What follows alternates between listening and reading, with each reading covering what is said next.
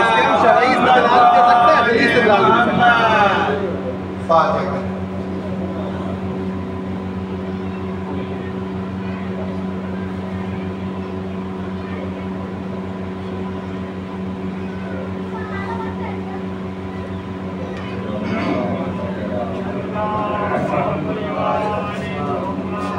ला हौला वला कुव्वता इल्ला बिल्लाहिल अलिय्यिल अज़ीम। अऊज़ु बिल्लाहि मिनश शैतानिर रजीम। बिस्मिल्लाहिर रहमानिर रहीम। अल्हम्दुलिल्लाहिल्लज़ी हदाना लिहाज़ा वमा कुन्ना लिनहतदिया लौला अन हदानल्लाह। लक़द जाअत रुसुलु रब्बिना बिल हक़्क़। अस्सलातु वस्सलामु वत्तहिय्यतु वल इकराम अला नबिय्यिल उम्मिय्यिल मक्किय्यिल मदनिय्यिल क़ुरैशिय्यिल हाशिमिय्यिल लक़्तही अर्रसूलिल मुमज्जद वल महमूदिल अहमद अबिल क़ासिम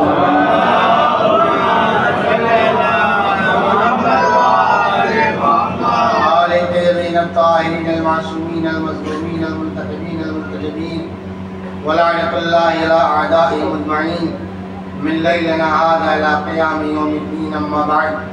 फ़क़द क़ाल अल्लाहुल हकीम फ़ी किताबिहिल करीम। बिस्मिल्लाहिर रहमानिर रहीम। वइज़ यरफ़उ इब्राहीमुल क़वाइद मिनल बैत रब्बना तक़ब्बल मिन्ना इन्नका अंतस समीउल अलीम। रब्बना वजअलना मुस्लिमैन लक व मिन ज़ुर्रिय्यतिना उम्मतन मुस्लिमतन लक व अरिना मनासिकना व तुब अलैना इन्नका अंतत तव्वाबुर रहीम। सल्लल्लाहु अलैहि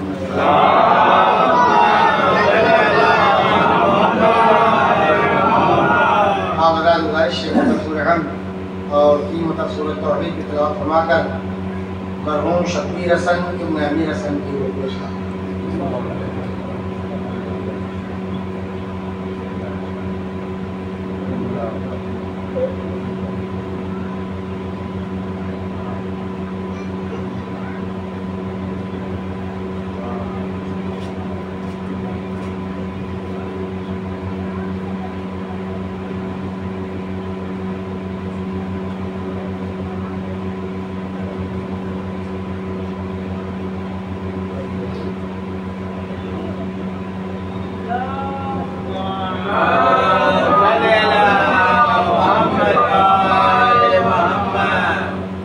सूरह बकरा की आयत नंबर 127 है, जिसमें अल्लाह ने जनाब इब्राहीम इस्माइल का तज़किरा किया और वो बातें नक़ल की हैं कुरान ने जो उस वक्त जनाब इब्राहीम ने अल्लाह की बारगाह में आपको किया। वइज़ यरफ़उ इब्राहीमुल क़वाइद मिनल बैत व इस्माइल, जब इब्राहीम और इस्माइल मिलकर खाने काबा की दीवारों को बुलंद कर रहे थे तो अल्लाह की बारगाह में दुआ कर रहे थे, रब्बना तक़ब्बल मिन्ना इन्नका अंतस समीउल अलीम। परवरदिगार को हमारी इस मेहनत को कबूल फरमा ले, इसलिए कि तू सुनने वाला भी है और जानने वाला भी है। रब्बना वजअलना मुस्लिमैन लक। फिर दुआ की परवरदिगार हमें और इस्माइल दोनों को अपना मुसलमान करार दे। व मिन ज़ुर्रिय्यतिना उम्मतन मुस्लिमतन लक। और हमारी ज़ुर्रियत में से एक उम्मत मुस्लिमा करार दे। वारिना मनासिकना, और हमें मनासिकियात की तालीम दे दे। हमारी तौबा को कबूल कर ले, तू तौबा को कबूल करने वाला है। आए करीमा के ज़हन में चंद मालूमात आपको गोशगुजार करना है। इसी आयत के सिलसिले से गुफ्तगू रहेगी इंशाअल्लाह। जब जनाब इब्राहीम अलैहिस्सलाम ने जनाब इस्माइल और जनाब हाजरा को उस मकाम पर जाकर पहुंचाया कि जहां पर इस वक्त खाने काबा बना हुआ है, और जब वहां आपने पहुंचाया तो क्या कहा, रब्बी इन्नी अस्कनतु ज़ुर्रियती बिवादिन गैरि ज़ी ज़रइन इंदा बैतिकल मुहर्रम। परवरदिगार मैंने अपनी ज़ुर्रियत को साकिन कर दिया है, यहाँ छोड़ दिया है, रख दिया है ऐसी वादी में कि जहाँ ज़राअत नहीं, खेती नहीं, हरियाली नहीं है। इंदा बैतिकल मुहर्रम, तेरे मोहतरम घर के पास। गुफ्तगू भी तरतीब होगी, ज़्यादा सिलसिलेवार अगर आप इस बात को सुनेंगे तो नतीजे तक पहुँचेंगे। अब इब्राहिम ने क्या कहा, परवरदिगारा हमने अपनी ज़ुर्रियत यानी इस्माइल और हाजरा को ला के रख दिया कहा इंदा बैतिकल मुहर्रम, तेरे मोहतरम घर के पास। बैत से मुराद बैतुल्लाह, तेरे मोहतरम घर के पास। हालांकि ये आप अच्छी तरह से जानते और तारीख में ये बात लिखी है कि जिस वक्त जनाब इस्माइल जवान हो गए थे तब इब्राहिम और इस्माइल और जिब्राइल ने मिलकर खाने काबा की दीवारों को बुलंद किया था। इसलिए इब्राहिम ने क्या कहा कि हम तेरे मोहतरम घर के पास छोड़कर जा रहे हैं। हालांकि उस वक्त घर वजूद में नहीं था, न छत थी, न दीवारें थे, न सुकून का कुछ नहीं था। मगर इब्राहिम ने क्या कहा कि मैं अपनी ज़रूरियत को छोड़कर जा रहा हूँ तेरे घर के पास। अब जो बात काबिल और बोली है, आज के ज़माने में मरीजों में पढ़ा जाता, आप सुनते हुए रहते हैं, कहते तारीफ ये की जाती है कि बैत उसे कहते हैं जहाँ कोई रात गुजारे। मरीजों आप सुनते रहते हैं, एक नज़रिया ये पेश किया जाता है कि बैत उसे कहते हैं कि जहाँ पर एक रात गुजारी जाए, जहाँ पर रहा जाए। ये कहा जाता है नहीं कहा जाता, और कुछ को जाकिर नुक्ते भी लगाए जाते हैं इसके ऊपर। लेकिन सवाल ये कि क्या ये नजरिया कुरान के नजरिए से मिल रहा है? भाई आप ये कहते हैं कि बैत उसे कहते हैं और बैत बैतुल्लाह इसलिए कहते हैं कि वहां पर किसी ने रात गुजारी। ठीक है, तारीख से बात साबित है रात गुजारी, लेकिन सवाल ये है कि अगर आप ये दलील मान ली जाए कि बैत उसे कहते हैं जहाँ कोई रात गुजारे, दीवार भी हो, छत भी हो, सारा मसला हो, तो फिर जिस वक्त जनाब इब्राहिम ने इस्माइल और हाजरा को उस वादी में रखा, कहा कि इंदा बैतिकल मुहर्रम, तेरे मोहतरम घर के पास छोड़कर जा रहा हूँ। न घर था, न दीवारें थी, न छत था, कुछ नहीं था। और ये तो चलिए जनाब इब्राहिम का मसला है। वरना कुरान कहता है इन्ना अव्वला बैतिन वुदिअ लिन्नास लल्लज़ी बिबक्कता मुबारकन व हुदल लिल आलमीन। अल्लाह कह रहा हमने सबसे पहला घर खाने काबा को बनाया। पूरी तारीख बदला दी, तारीख नबूवत में क्या अल्लाह के निस्बत से जो घर बनाया गया उसमें किसी ने रात गुजारी हो? रात गुजारा दूर की बात है। और आज तो उसको भी बैत कह रहा है जहाँ दीवार नहीं है, छत नहीं है, घर नहीं, घर जैसी शक्ल नहीं है। असले इसका मतलब ये है कि ये नजरिया तो बैत उसे कहा जाता है कि जहाँ पर एक रात गुजारी जाए, ये नजरिया कुरान के बज़ाहिर मुताबिक नहीं है। इसलिए कुरान कह रहा है कि अभी खाने काबा की दीवारें बुलंद नहीं हुई, खाने काबा बज़ाहिर इस शक्ल में वजूद में नहीं आया, मगर इब्राहिम कह रहे हैं कि हम तेरे घर के पास छोड़कर जा रहे हैं। अब आप बताइए, आप बेहतर जानते हैं बैत के माने को, ये इब्राहिम बेहतर जानते हैं? आप बेहतर समझते हैं बैत के माने को, इब्राहिम समझते हैं बेहतर माने को। इसका मतलब यह है कि बैत के लिए ये शर्त नहीं है कि उसमें कोई रात गुजारे, बल्कि बैत के लिए निस्बत जरूरी है, बैत के लिए अहलियत जरूरी है। जब निस्बत पाई जाएगी उसे कहा जाएगा कोई रहे या न रहे, कोई रात गुजारे या न रहे। मैंने इतनी गुफ्तगू क्यों की? कुरान ने गुफ्तगू क्यों की? कुरान ने इसलिए गुफ्तगू की कि जब तक कि तुम बैत को नहीं पहचानोगे, अहले बैत को नहीं पहचान सकते। ये गुफ्तगू इसलिए कुरान ने की ताकि पहले बैत की हकीकत को पहचानो, ताकि अहले बैत की हकीकत को समझ लो। कुरान ने नजरिया दिया, देखो बैत के लिए जरूरी नहीं है कि घर के अंदर कोई रहता हो तब बैत कहलाएगा, बल्कि बैत के लिए लियाकत होना चाहिए, अहलियत होना चाहिए, निस्बत होना चाहिए। कुरान नजरिया कायम करके बतला दिया कि बैत तब भी बैत था जब कोई नहीं रह रहा था, बैत उस वक्त भी बैत हुआ जब उसके अंदर कोई आ गया। यानी बैत के लिए निस्बत जरूरी है। अगर आपने बैत को समझ लिया तो अहले बैत को समझ लीजिए, अहले बैत के लिए घर के अंदर होना जरूरी नहीं है। जिस तरीके से बैत को उसलिए बैत कहा जाता है कि अल्लाह की निस्बत है, जरूरी नहीं कोई रात गुजारे, जरूरी नहीं कोई अंदर रहे, जरूरी नहीं कोई जिंदगी गुजारे। बस यही मसला अहले बैत का है। अहले बैत में वो नहीं आते जो उनके घर में रह रहे हो।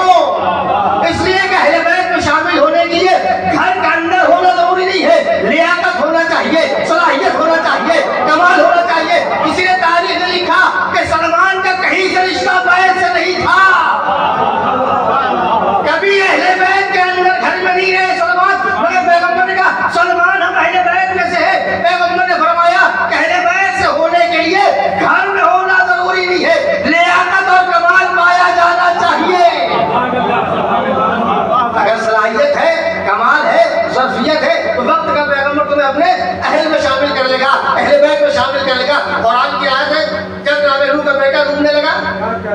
जहाज में कहा मेरा बेटा है, कुरान ने कहा कि इन्नहु लैसा मिन अहलिक, तो तुम्हारे हेल में से नहीं है, क्योंकि सगा बेटा था।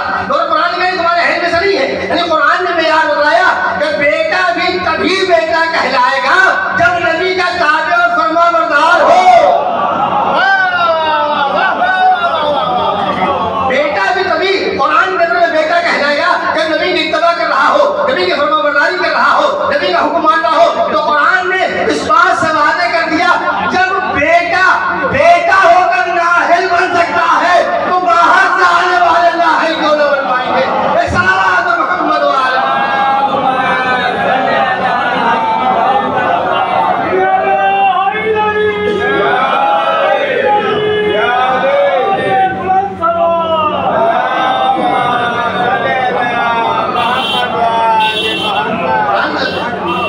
तो अहले बैत के लिए घर के अंदर होना जरूरी नहीं है। लियाकत हो, ज़र्फ़ियत हो, सलाहियत हो, कमाल हो तो पैगंबर खुद उसे अपने अहले बैत में शामिल कर लेता है। जानने का बैत का मसला ये है, बैत की जरूरी नहीं कोई राज गुजारी हो, निस्बत काफी है। ऐसी अहले बैत की निस्बत काफी, आपका अमल गवाही देगा और आपका किरदार पढ़कर आपको सनद दिलाएगा। अपने अंदर ज़र्फ़ियत पैदा करो, सलाहियत पैदा करो, कमाल पैदा करो, वक्त का पैगंबर बिल्कुल अपने नज़दीक बुला दे। लिहाजा अहले बैत के लिए शक नहीं कि अहले बैत वो होंगे जो घर के अंदर रह रहे हो। आज उम्मत मुस्लिमा में सारा झगड़ा इसी बात का है, झगड़ा इसी बात का है भाई चूंकि जो घर में थी तो उन्हें अहले बैत में क्यों नहीं शामिल किया जा रहा है। मैंने कहा कि अहले बैत जब मैंने कहा नूह का बेटा बेटा होकर ना अहल बन सकता है कुरान की निगाह में, तो फिर कैसे मुमकिन है कि हर घर में रहने वाला अहले बैत में आ जाए, हर घर में आना वाला अहले बैत में शामिल हो जाए। ने कहा घर में सब आ सकते हैं मगर अहले बैत में सब नहीं आ सकते। सुभान अल्लाह, सुभान अल्लाह। घर में सब आ सकते हैं मगर अहले बैत में सब आ नहीं सकते। इसीलिए आप जानते हैं यह हकीकत हदीस किताब पढ़ते नहीं, जब सब जमा हो गए क्या कहा हम अहले बैत की नबुव्वा के नबुव्वत के अहले बैत है, यानी कहा हम अहले बैत के नबी, यानी कहा नबी के अहले बैत। अगर नबी के अहले बैत कह देता, अगर खुदा नबी के अहले बैत कह देता अज़वाज भी शामिल हो जाती और सब शामिल हो जाती। मगर खुदा ने कहा हम अहले बैत नबुव्वा, ये नबी के अहले बैत नहीं है, ये नबुव्वत के अहले बैत है। इसके बाद वो तारुफ करवाया हम फातिमा को व अबूहा व बालुहा व बनुहा, ये दोनों का रब्त ये है कि नबी के अहले बैत अलग है, नबुव्वत के अहले बैत अलग है। तो हम कैसे पहचाने कि नबी के अहले बैत कौन है, नबुव्वत के अहले बैत कौन है। खुदा ने कहा बतला रहे जो नबी के अहले बैत है उनका सिलसिला नबी से शुरू होगा, जो नबुव्वत के अहले बैत उनका सिलसिला फातिमा से शुरू होगा।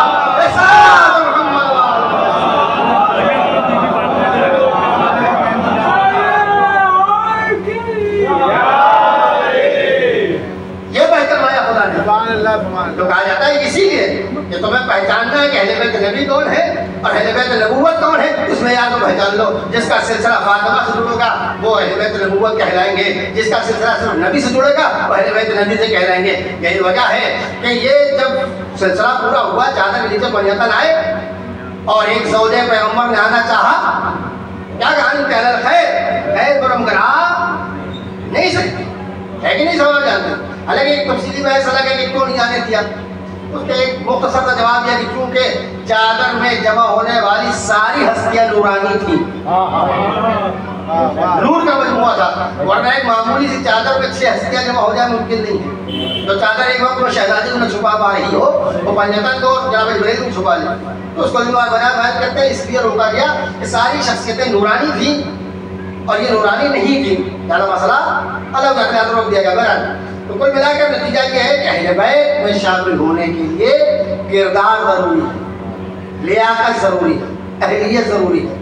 इसीलिए पैगंबर ने उन्हें अहले बैत में शामिल करना जिसके अंदर सलाहियत थी और उसके अंदर सलाहियत नहीं थी। कल से लेकर आज और क़यामत तक दुनिया कोशिश करती रहेगी कि अहले बैत में शामिल कर दिया जाए, मगर शामिल नहीं कर सकती। अहलियत नहीं है, लियाकत नहीं है, सलाहियत नहीं। अगर अहलियत और लियाकत होती तो कब की चादर तदबीर में शामिल हो चुकी बराजी रखने बात की गौर कर दी। असल मसला क्या था कि जनाब इब्राहीम ने अपनी ज़रूरियत को छोड़ा तो कहा कि हमने तेरे मोहतरम घर के पास दिल को छोड़कर जा रहा हूँ। उसके बाद जब सिलसिला बढ़ा और जनाब इब्राहिम की जवानी का मसला आया और इब्राहिम जवान हो गए, जनाब इस्माइल, तो अल्लाह के हुक्म से जनाब इस्माइल इब्राहिम और जनाब जुबैर की मदद से खाने काबा की तामीर शुरू हुई। इससे कुरान का वज़ीर हो इब्राहिम और कवाइद कवाइद के सुकून को, दीवारों को, कि जब इब्राहिम इस्माइल खाने काबा की दीवार को बुलंद कर रहे थे, बुलंद करने में क्या कहा, रब्बना तक़ब्बल मिन्ना इन्नका अंतस समीउल अलीम, परवरदिगार हमारी इस मेहनत को कबूल फरमा लेना, तू सुनने वाला भी है और जानने वाला भी है। ठीक है, समी यानी सुनने वाला, अलीम यानी जानने वाला, तो सुनने वाला और जानने वाला। अल्लाह का जो मानना है कि जब जनाब इब्राहिम इस खाने काबा की तामीर कर रहे थे तो बज़ाहिर इस खाने काबा में 3 मासूमों के अलावा किसी का हाथ नहीं लगा, या इब्राहिम है या इस्माइल है या जनाब इब्राहिम है, 3 मासूम, और वहाँ 14 गुजर नहीं, लेकिन उसके बावजूद भी, और ये भी बिल्कुल तय बात है कि इब्राहिम हो या इस्माइल हो, दोनों ने जो खाने काबा की तामीर की है लेकिन खुलूस नियत से की होगी, इधर अल्लाह के लिए क्योंकि भाई हमारी नीयतें बदल जाती हैं, नबियों की नीयत थोड़ी बदलेंगी, हमारे इखलास पैदा नहीं होता, नबियों को इखलास पैदा होगा। सवाल है कि अब इब्राहिम और इस्माइल ने खाने काबा की तामीर तो फिर दुआ कर परवरदिगार हमारे इस अमल को कबूल कर लेना, तू समी भी है और अलीम भी है। अगर 2 लफ्ज़ इस्तेमाल किया इस्माइल जब इब्राहिम, एक समी और एक अलीम, समी यानी सुनने वाला, अलीम यानी जानने वाला। जनाब इब्राहिम ने इस जुमले से हकीकत को वाज़ेह कर दिया का पहली बात तो ये है कि ध्यान कोई भी अमल अंजाम दे तो अमल अंजाम देने के बाद अपने ऊपर मुतमईन न हो जाए। मतलब क्या है, इंसान कोई भी अमल अंजाम दे, कितने खुलूस अंजाम दे, कितनी खालिस नीयत से अंजाम दे, अमल अंजाम देने के बाद मुतमईन न हो जाए, बल्कि अमल अंजाम देने के बाद अल्लाह की बारगाह में कह रब्बना तक़ब्बल मिन्ना, परवरदिगार तू शरफ़े कबूलियत अता कर दे। जैसे कि हम अमल कितना ही बेहतर क्यों न कर दे मगर हमारे अंदर नक्स पाया जाता है, कमी पाई जाती है, यानी हमारा अमल तेरे मुकाबिल में बहुत नाक़िस है, बहुत कमज़ोर है। हाँ, अगर तू शरफ़े कबूलियत दे देगा तो हमारा अमल इस लायक होगा कि तेरी बारगाह में पहुँच जाए। और कहा कि तू समी भी है और अलीम भी है। समी इस बात की अलामत है कि जो भी अल्लाह के कुछ कहता है अल्लाह सबकी सुनता है, और अलीम इस बात की अलामत है कि अल्लाह हर एक के दिलों से वाकिफ है। अगर अल्लाह हर एक के दिलों से वाकिफ है, इब्राहिम हमारे सवाल को कबूल कर ले, तू जानने वाला भी है और सुनने वाला भी है। इब्राहिम ने इस दुआ से बतला दिया कि देखो खुदा की बारगाह में जब भी अमल पेश करना तो ये याद रखना कि खुदा तुम्हारी नियतों से भी वाकिफ है, तुम्हारी सोचों से भी वाकिफ है, तुम्हारी फिक्रों से भी वाकिफ है, तुम्हारे इरादे से भी वाकिफ है, तुम्हारे जज्बात से भी वाकिफ है। हम कोई अमल कह के आपस में एक दूसरे को धोखा दे सकते हैं, मगर जो नियतों का आलिम है उसे धोखा नहीं किया जा सकता है। लिहाजा अल्लाह की बारगाह में अमल पेश करने से पहले नियत खालिस बना लेना ताकि अल्लाह अमल कबूल कर ले। एक सलावत मोहम्मद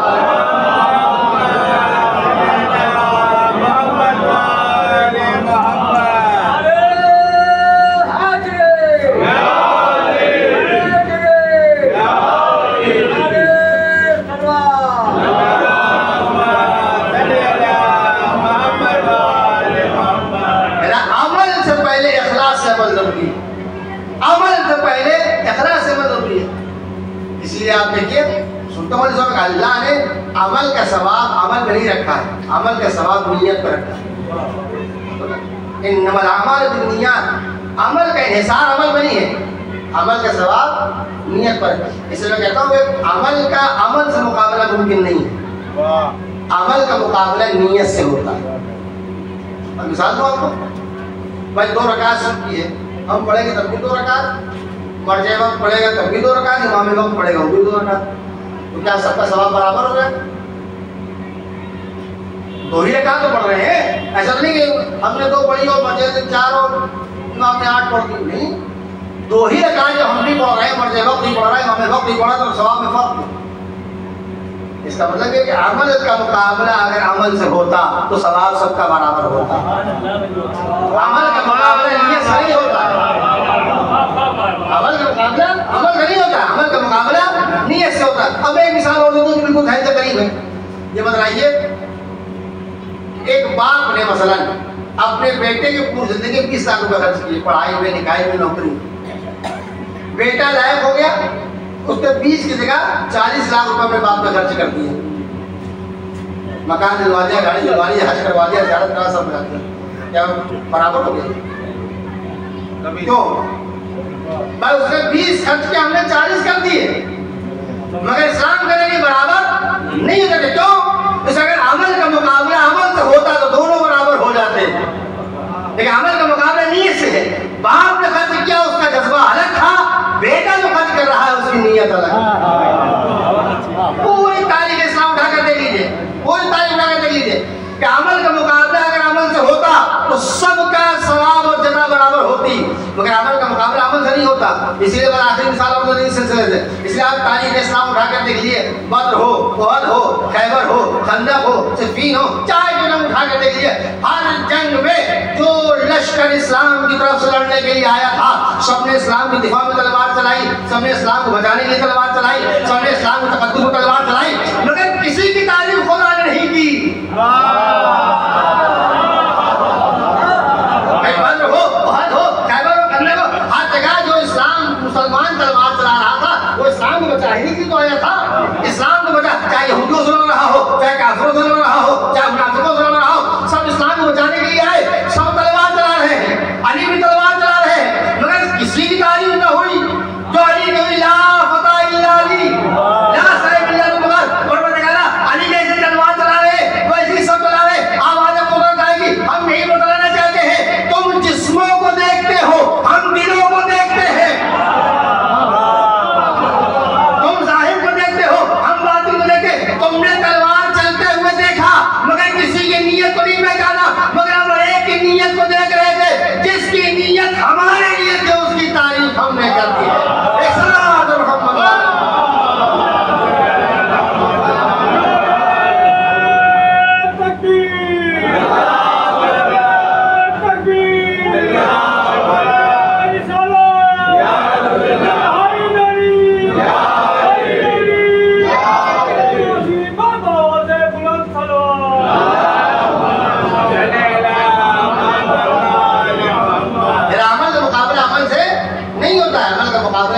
होता पूरी 20 साल में उसमें वक्त सब नहीं करना। मैंने खाली सहन खरीद करने के लिए आपके सामने मैंने कहा कि इब्राहिम क्या रब्बना तक़ब्बल मिन्ना इन्नका अंतस समीउल अलीम, परवरदिगार हमारी समझ को कबूल फरमा ले, जो सुनने वाला भी और जानने वाला, दिलों का हालात से वाकिफ है। इब्राहिम ने कहा जब भी कोई अमल खुदा की बारगाह में पेश करो, इस यकीन के साथ पेश करो कि अल्लाह तुम्हारे दिलों की कैफियतों से वाकिफ है। ये कहने से काम नहीं चलेगा हमने अल्लाह के लिए क्या बड़े खुलूस से किया और सबके लिए किया। ये जताना और बताना बता रहा है कि कुछ न कुछ नीयत में खलास कम रह गया है। क्या मानना है? हमें फिक्रिया है। बहुत से अपराध समाज में आप तजुर्बाकार है, बहुत से अपराध में मौलाना मैं क्या करूँ, मैंने ये काम बहुत खुलूस से किया, मैंने मजलिस की और ये क्या हो गया। सवाल ये कि अगर आपने खुदा के लिए किया तो मुझे बता क्यों रहे? आपने खुदा के लिए किया मुझे बता क्यों रहे? ये बताना जताना दलील है कि जहाँ खुदा शामिल था वहाँ गैर खुदा भी शामिल था। वरना अगर आपने खुदा के लिए अमल किया, अहले बैत के लिए अमल किया, तो ना अहले बैत को बताने की जरूरत है न खुदा को बताने की जरूरत है। सब दिलों का हाल को जानते हैं, तो हकीकतों का वाकिफ है। अमल करना हमारा काम है, अमल को कबूल करना अल्लाह का काम। अमल पेश कर दिया अल्लाह की बारगाह में, वो अपने एतबार से देख लेगा, सब पता, सबके हालात से वाकिफ है। इसलिए मैं जुमला कहता हूँ, जिसे नफ्सों की खबर हो उसे लफ्जों को धोखा नहीं दिया है।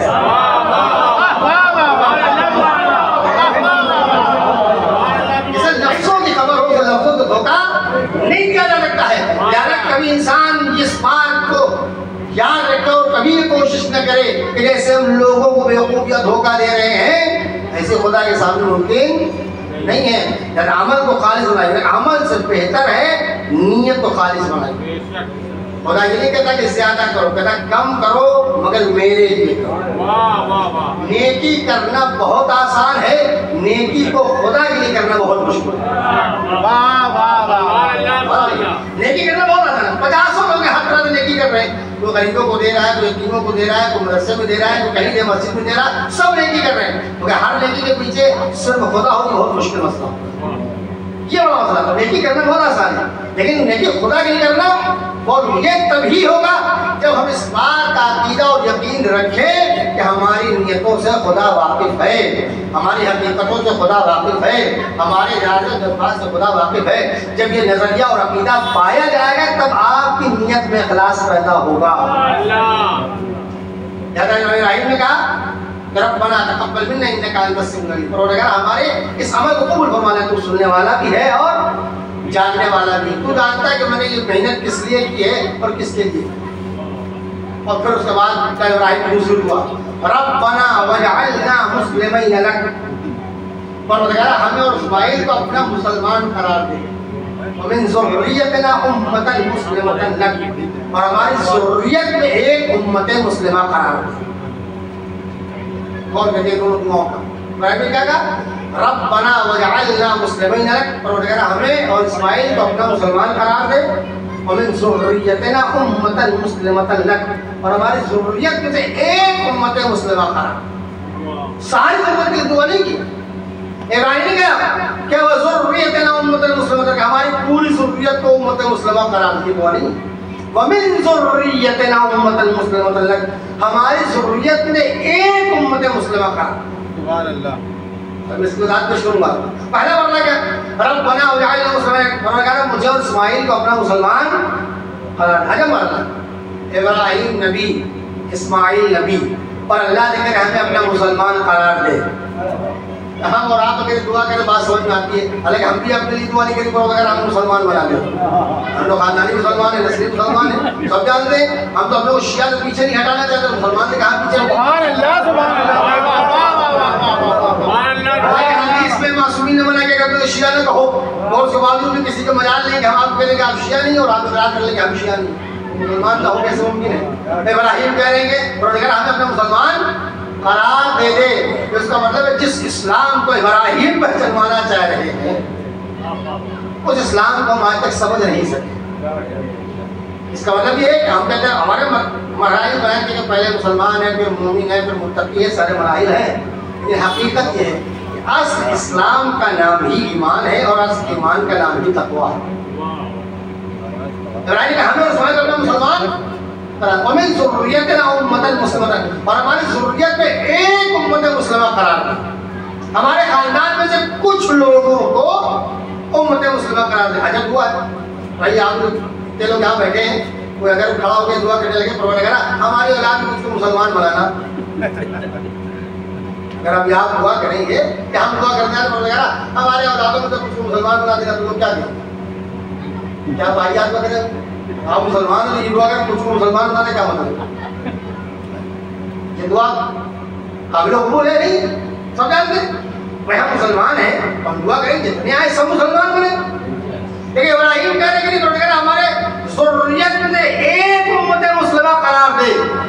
इसका मतलब ये है कि जनाब इब्राहीम जिस मुसलमान की दुआ कर रहे हैं वो हम आप जैसा मुसलमान नहीं है।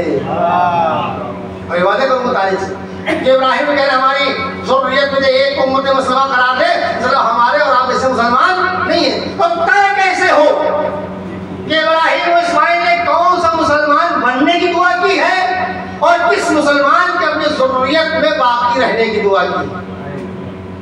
अब कहते हैं कुरान कहता है ये कुरान की बास आयतों की तफसीर कर। यहाँ इब्राहीम की दुआ कि हमें मुसलमान बना ले और हमारी ज़ुर्रियत में एक उम्मत मुस्लिमा करार दे। सवाल ये कब कैसे पहचाना जाए कौन सा इस्लाम है, कौन सा मुसलमान है। अब कुरान मजीद ने एक वाक़या बयान किया जहाँ इस्माइल की ज़िल्द का वाक़या है, पूरा अपना खास देखा और बेटे से कहा, बेटा रात को तफसील नहीं करनी, बस मसला वही है। तो कुरान कहता है कि जब जनाब इब्राहीम ने इस्माइल को ज़मीन पर लेटा दिया और पट्टी बांध दी, छुरी फेर दी, तो कुरान इस वाक़े का फलम्मा अस्लमा, कुरान कहेगा फलम्मा अस्लमा, जब दोनों मरहले तस्लीम में आ गए, जब दोनों मंजिल इस्लाम में आ गए, यानी कुरान ने इब्राहीम और इस्माइल को मरहले इस्लाम के कब ताबीर किया, मुसलमान ने कब ताबीर किया, जब इब्राहीम इस्माइल को कत्ल कर रहे थे, इब्राहीम इस्माइल को ज़िबा कर रहे थे, तब कुरान ने कहा जब वो मरहले तस्लीम में आ गए, जब दोनों मरहले इस्लाम में आ गए। अब आप समझे इब्राहीम ने कौन सा मुसलमान होने की दुआ की, और ये कहा कि हमारी उम्मत में से, हमारी ज़ुर्रियत में से एक उम्मत मुस्लिमा करार देना। उसको इब्राहीम को पता था कि हमारी नस्ल में आने वाले हर मुसलमान के अंदर ये जज्बा नहीं होगा। हमारी दुनिया में आने वाले हर मुसलमान के अंदर ये जज्बा नहीं होगा कि वो औलाद की कुर्बानी अल्लाह की बारगाह में पेश कर दे। लिहाजा सबके लिए दुआ भी नहीं की का एक उम्मत मुस्लिमा करार देना। इब्राहिम चाहते हैं कि हमारी नस्ल में जो उम्मत मुस्लिमा वजूद में आए उसका इस्लाम वैसा ही होना चाहिए जैसा मेरा इस्लाम है। इब्राहिम को पता था कि सब न मेरे जैसे मुसलमान हो सकते हैं, न इस्माइल जैसे मुसलमान हो सकते हैं, न एक उम्मत मुस्लिमा की दुआ की है। इसका मतलब ये है कुरान ने ये मेयार बतलाया कि इब्राहिम की दुआओं का नतीजा ये है कि जिसके अंदर कम से कम औलाद को कुर्बान करने का जज्बा पाया जाता हो वो इब्राहिम और इस्माइल की दुआ में शामिल होगा। अब तारीख में दो ही वाक़े मिलते हैं, या करबला में हुसैन दिखाई देते हैं या शेर में अबू तालिब दिखाई देते हैं। ऐसा मोहम्मद वाले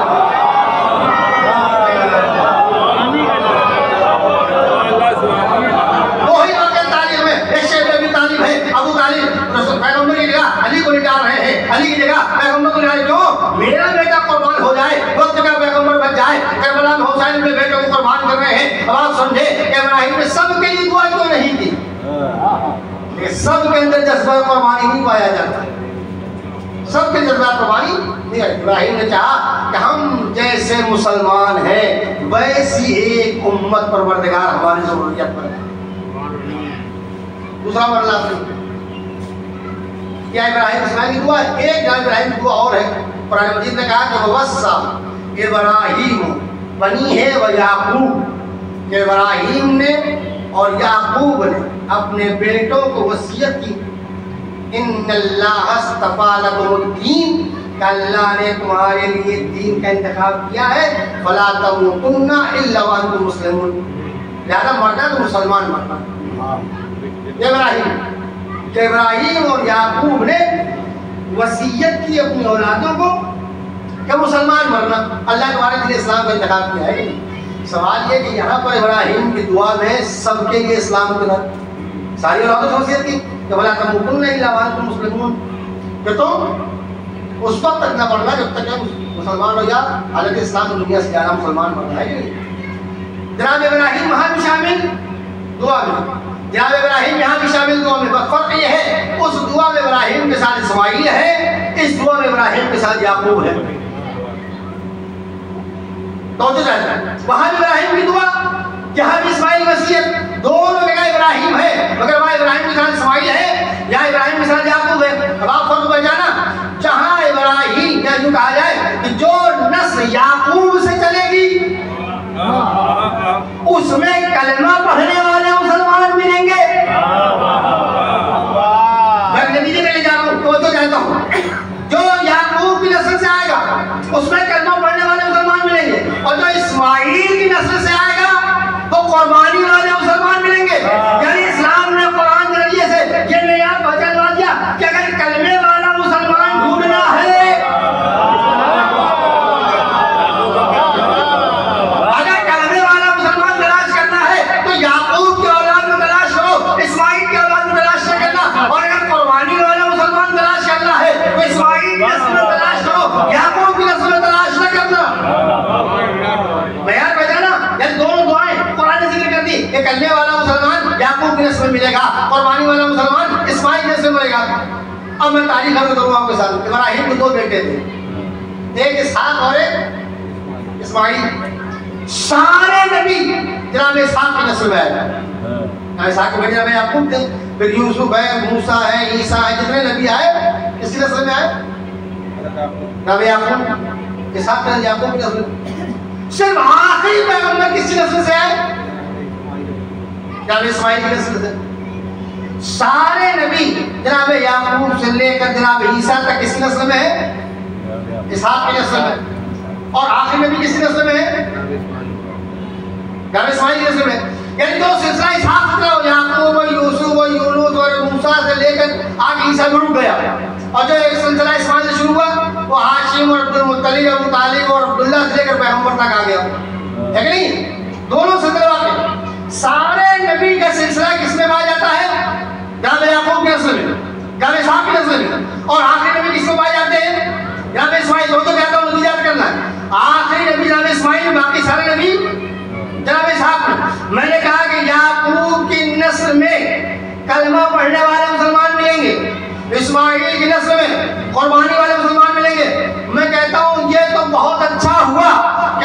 मुसलमानों ने अबू तालिब को मुसलमानों की फेहरिस्त से निकाल दिया।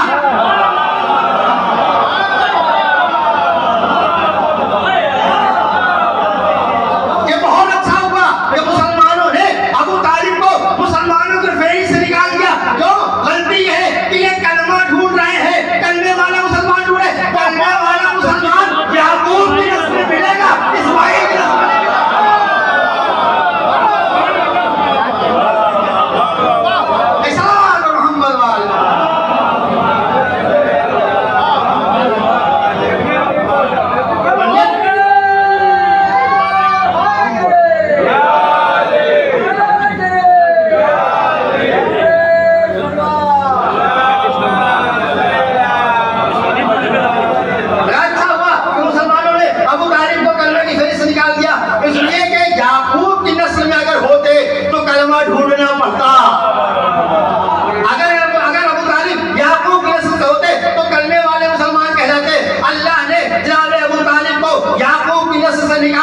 इस्माइल की नस्ल में रखा। काम अगर ढूंढना है तो कलमा तलाश न करो, जज्बा कुर्बानी तलाश करो। कलमा तलाश न करो, जज्बा कुर्बानी तलाश करो। वो जहां जहां जज्बा कुर्बानी होगा वो इस्माइल वाला होगा।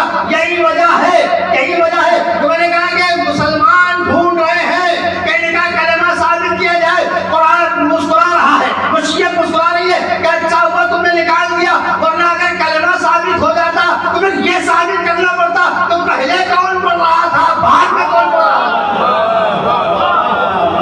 और हम कोशिश भी नहीं करते हैं कि अबू तालिब कलमे को साबित करें, इसलिए कलमा साबित हो गया, उनका झगड़ा होगा तो पहले नंबर पर कौन इस्लाम लाया, दूसरे पर कौन इस्लाम लाया, तीसरे पर कौन इस्लाम लाया। अबू तालिब कलमा पढ़ने वाले मुसलमान नहीं है, अबू तालिब वो मोमिन नहीं है जो कलमा पढ़ के मुसलमान बने।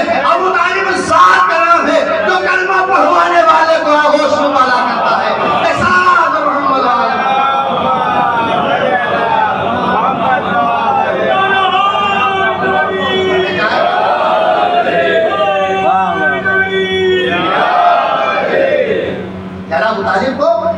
मना रखिए कि अगर नस्ल याकूब से होते तो आप कहते कलमा था नस्ल इस्माइल से है ज्यादा, इसीलिए जो इब्राहिम दुआ थी कि मिन ज़ुर्रियतना उम्मतन मुस्लिमतन लक, परवरदिगार हमारी ज़ुर्रियत में से एक उम्मत मुस्लिमा करार दे। जो इब्राहिम दुआ करके चले गए, सवाल है कि साबित कैसे हो कि उस ज़ुर्रियत का नुमाइंदा कौन है? कौन है ज़ुर्रियत इब्राहिम? कौन है दुआ इब्राहिम का नतीजा?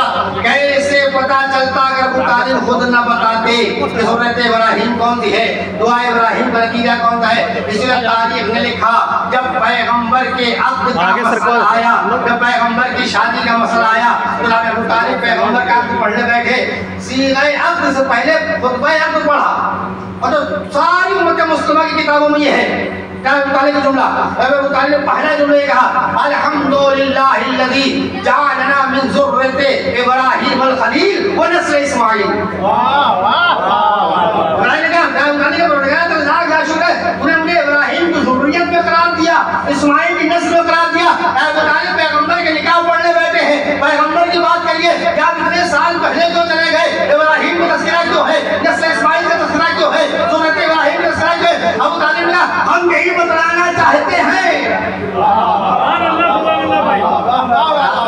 अरे उसके जुमला हम करें, लेकिन पैगंबर के निकाह का मसला ऐसा नहीं पैगंबर अकेले बैठे हो, सारे मक्के वाले बैठे हुए थे। और वहाँ इब्राहिम का मुतालिब करें कल अल्हम्दुलिल्लाहिल्लज़ी जअलना मिन ज़ुर्रियति इब्राहीम वल खलील व नस्ल इस्माइल, के अल्लाह का लाख लाख शुक्र है तो तूने ज़ुर्रियत इब्राहीम में करार दिया, नस्ल इस्माइल में करार दिया। कोई तो खड़ा होकर कहता क्या मुतालिब तुम कैसी बातें कर रहे हो, तुम क्या बात कर रहे हो, कहाँ इब्राहीम, कहाँ ज़ुर्रियत इब्राहीम, कहाँ इस्माइल, कहाँ नस्ल इस्माइल? तुम मुसलमान ही कब हो कब ज़ुर्रियत इब्राहीम में कहते हो?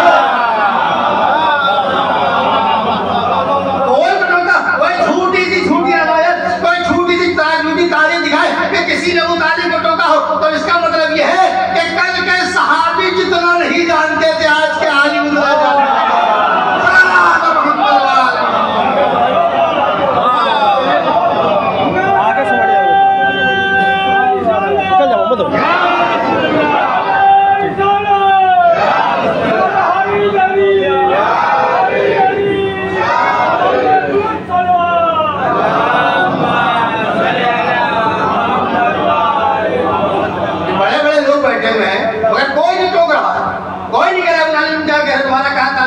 ज़ुर्रियत इब्राहिम थे, हमारा क्या ताल्लुक नस्ल से है, मुझे किसी ने नहीं टोका। तो इसका मतलब कि उस वक्त के मक्के के अतरार तक मुशरिकीन मक्का ये जानते थे कि वो ताहिर नस्ल है, कि वो पाको पाकीज़ा नस्ल है, कि जहाँ पर इस्लाम के बारे में शक व शुबा नहीं देता। जनाब अबू तालिब ने सबसे पहला जुमला यही था, और लाख लाख शुक्र है कि हमें ज़ुर्रियत इब्राहिम और नस्ल इस्माइल में करार दिया। ये ऐलान इसलिए था कि दुनिया जान ले कि हमारा सिलसिला इब्राहिम से मिल रहा है। जो कल इब्राहिम दुआ करके गए थे कि हमारी ज़ुर्रियत में से एक उम्मत मुस्लिमा करार देना, एक उम्मत मुस्लिमा करार देना।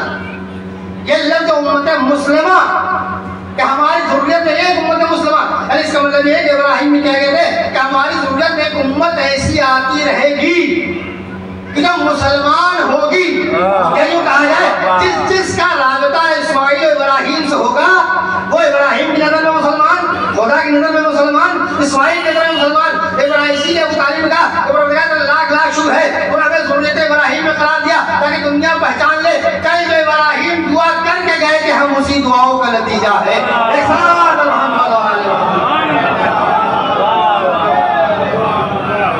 हम उसी की दुआओं का नतीजा, हम ज़ुर्रियत इब्राहिम में, हम ज़ुर्रियत इस्माइल में। जज्बे कुर्बानी हमारे यहाँ है, जज्बे इसार हमारे यहाँ है, इसलिए आप लोग तारीफ उठा के ले जितनी कुर्बानियाँ अबू तालिब के घराने ने दी, किसने दी? तभी ना मेरा कलमा पढ़ने वाला मुसलमान तलाश करना है तो याकूब की नस्ल में तलाश करो, कुर्बानी वाला अगर तलाश करना है इस्माइल की नस्ल में तलाश करो। अल्लाह ने इस्माइल की नस्ल में रखा ही उनको जिनके अंदर जज्बे कुर्बानी पाया जा रहा था।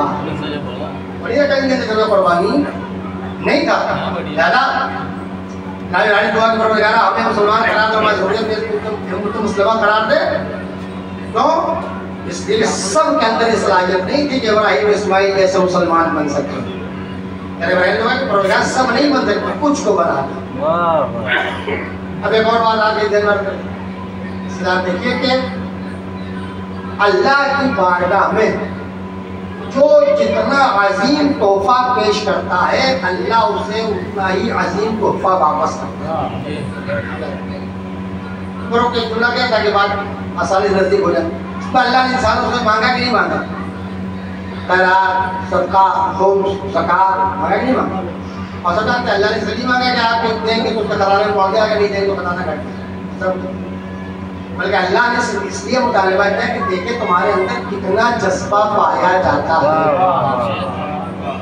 इसलिए कुरान ने क्या खुदा ने कहा, इनसे लो इनको दे, तुम निकालो तो कहता सबको नहीं चाहिए, अपने घराने में नहीं करना। कहा क्यों? ऐसे देखना कि तुम्हारे अंदर कितना जज्बा इसार पाया जाता है, खुदा की इताअत का जज्बा कितना पाया जाता है। हमारी मुश्किल ये है जब अल्लाह से मांगने के मसले में आते हैं चाहते सारी कायनात मांग ली, और जब अल्लाह के नाम देने का मसला आता है सबसे छोटा रूप तलाश करते हैं। हकीकत है कि नहीं? कभी हर आदमी अपनी वेतन जब अल्लाह से मांगना शुरू करता है तो साथ सब ले ले, कुछ ना छूटने पाए। और जब अल्लाह के नाम देने का मसला आता है तो सोचता है कि कुछ ना जाने पाए, जितना कम हो उतना जाए। मुश्किल ये हमारे साथ काम देगा देते अल्लाह के नाम एक है, उम्मीद लगाते हैं। कुरान ने कहा मंजा बिल हसनते फलहु अशरु अमसालिहा, जब हमारे नाम ये खर्च करेगा हम 10 बराबर वापस करेंगे। मान गए जो ये खर्च करेगा हम कितना बराबर करेंगे? 10 बराबर। तो अगर आपको 10 चाहिए तो खर्च करिए, 100 चाहिए तो 10 खर्च करिए, 1000 चाहिए तो 100 खर्च करिए, लाख चाहिए 1000 खर्च करिए। हिसाब आप लगा लीजिए। मुश्किल है कि हम ये खर्च करके 100 चाहते हैं, 100 खर्च करके लाख चाहते हैं, नहीं हो सकता। जितना आपका अमल होगा उतना ही उसकी अता होगी।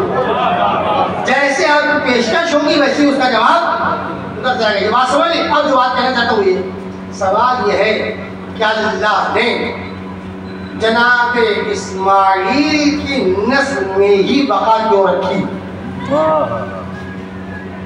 इस्माइल आखिरी नबी आए और आखिरी नबी आइम्मा आए, क़यामत तक सिलसिला रहेगा, है कि आखिरी नाम। और नबी इस्हाक़ का सिलसिला याकूब से शुरू होता है, नबी से बड़ा खत्म होता। यही सवाल है क्यों अल्लाह ने जो बका वाली नस्ल थी, बाकी रहने वाली नस्ल वो इस्माइल की नस्ल में रखा, याकूब की नस्ल में नहीं रखा? तो उसकी वजह यही है, मतलब जितनी अजीम पेशकश होगी उतना ही अजीम आता होगा, जितना अजीम तोहफा होगा उतना अजीम जवाब होगा। चूंकि इब्राहिम और इस्माइल ने कि अपने बाप के यानी इब्राहिम के ख्वाब पर एतबार करते कहा कि जो अल्लाह ने हुक्म दिया उसे अंजाम दीजिए। और अब इब्राहिम ने जनाब इस्माइल को लिटाया, छुरी चला भी दी। और बात है कि अल्लाह ने उसी का दुम्बा ज़िबा करवा दिया। वो कहा फदैना हो बिज़िबिन अज़ीम, हमने इसके मुकाबले में एक अजीम कुर्बानी को फिदिया बना दिया है। यानी इससे अजीम कुर्बानी भी दुनिया में आने वाली है। और समझे, यानी चूंकि इस्माइल उस ज़ात का नाम है कि जो अपनी जान की परवाह न करते हुए अपनी जान को अल्लाह की राह में कुर्बान कर देता है। बाप के लिए सबसे अजीम तोहफा होता है बेटे का।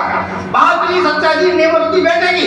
इब्राहिम ने इस्माइल को अल्लाह की राह में ज़िबा करने की कोशिश की और छुरी चला दी। और बाद में अल्लाह ने बचा लिया। तो अल्लाह ने कहा इब्राहिम तुमने मेरे हुक्म के मुताबिक अपनी औलाद को, वो औलाद 90 साल के बाद पैदा हुई है, तुम मेरी राह में कुर्बान करने का जज्बा रखते हो तो याद रखो कि हम इस कुर्बानी के नतीजे में ऐसी नस्ल अता करेंगे कि कभी इस्माइल की खत्म होने वाली नहीं है। इस्माइल ने अपनी जान की कुर्बानी की है, अपनी जिंदगी की कुर्बानी की है। तोहफा जितना अजीम होगा, जवाब उतना अजीम होगा, पेशकश जितनी अजीम होगी, अता जितनी अजीम होगी। जो कि अपनी जान की फिक्र न करके अल्लाह की बारगाह में ले गए, परवरदिगार ने कहा हम इस कुर्बानी की कदर करते हैं, इस कुर्बानी की कदर करते हैं, इस जज्बे की कदर करते हैं, हम वो देंगे तो कभी खत्म होने वाला नहीं है। इस्माइल की नस्ल में क्यों रखा? इसलिए कि इस्माइल का जो जज्बे कुर्बानी था किसी के अंदर नहीं था। तो इस्माइल ने पेश किया किसी ने। अगर ये बात समझे तो ये बात का आसानी समझ पाएंगे कि क्यों आइम्मा की नस्ल हुसैन से चली, हसन से नहीं चली। बात बता सकते ना, ये दोनों मौलाए किराम के बराबर बेटे हैं, दोनों मर्तबे बराबर, फज़ाइल बराबर, रहमत बराबर, सब बराबर, लेकिन नस्ल किससे चली? नौ इमामों की। तो इसलिए जो कारनामा हुसैन इब्न अली ने किया वो दूसरे इमामों ने नहीं किया। हालांकि इससे कोई ये मत समझ लें माशाअल्लाह किसी इमाम की वैल्यू कम हो जा रही है, इज्जत कम होनी चाहिए। हर इमाम का अपना मकाम, हर इमाम का अपना एहतराम, कोई कमी नहीं। लेकिन जिसका जो काम है वो कहा जाए, उसकी दलील सुनिए। तो हर इमाम मजलूम कत्ल किया क्या? कुछ है मुसलमान ना, तो किसी इमाम ने किसी इमाम के लिए वसीयत नहीं की कि इनका गम मनाना, इनकी आज़ादारी मनाना। हर इमाम ने अगर वसीयत की तो हुसैन इब्न अली की दी।